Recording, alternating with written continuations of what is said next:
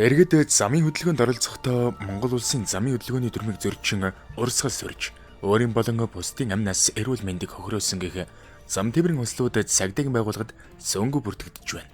Цагдаагийн байгууллагаас 2024 онд замын хөдөлгөөнд оролцох үедээ Монгол улсын замын хөдөлгөөний аюулгүй байдлын тухай хууль заасныг зөрчиж, замын хөдөлгөөний дүрм төрөлсөн нөхцлөөр жолооч урсгал сөрөн зөрчил үйлдсэн иргэдэд зориглын тухай хуулийн 14-ийн 7 дугаар зүйлийн 30 дахь хэсэг заасныг үндэслэн 362 иргэнд тээврийн хэрэгсэл жолоод гарахыг 3 сарын хугацаагаар хасаж 51-т тэмцэх хэмжээний төгрөгөөр торох шийтгэл оногдуулсан байна.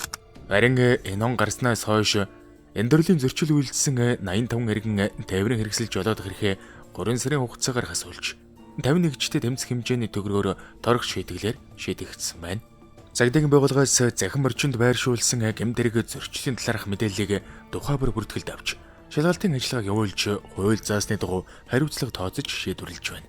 Тухайлбал энэ оны 3 дугаар сарын 13-ны өдөр захин орчинд урсгал сөрсөн жолоочдод шаардлага тавиад доромжлууллаа гэх мэдээллийг тээврийн цагдаагийн албанаас зөрчил шалган шийдвэрлэх ажиллагааг явуулж зөрчилд холбогдогч бэд зөрчлийн тухай хуулийн 14-ийн 7 дугаар зүйл заасны дагуу хариуцлага тооцож шийдвэрлсэн.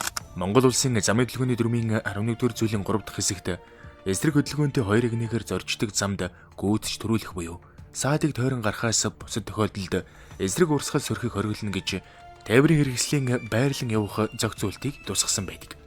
Иймд жолооч та замын хөдөлгөөнд оролцохдоо хурдаа тохируулж хөдөлгөөнд оролцох. Арих согтууруулах хундааны зүйл хэрэгэлсэн үедээ тээврийн хэрэгсэл жолоодохгүй байх. Тээврийн хэрэгслийн техникийн бүрэн бүтэн байдлаа хангах.